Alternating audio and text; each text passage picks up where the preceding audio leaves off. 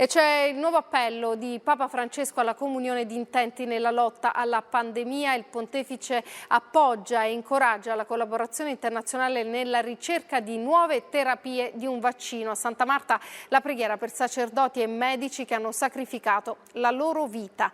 Marco Clementi.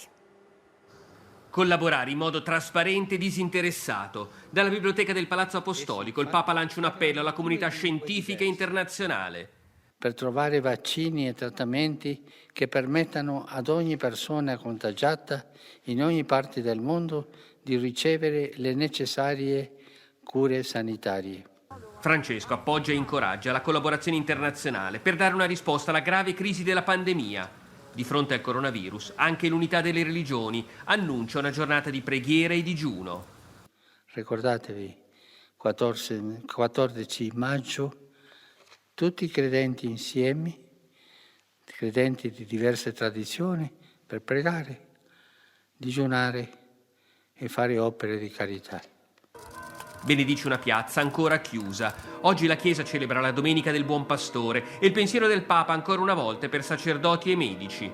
Francesco offre la messa per chi è morto mentre si prendeva cura degli altri.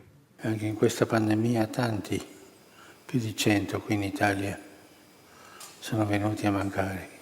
Penso a altri pastori, i medici. In Italia soltanto 154 medici sono venuti a mancare in atto di servizio.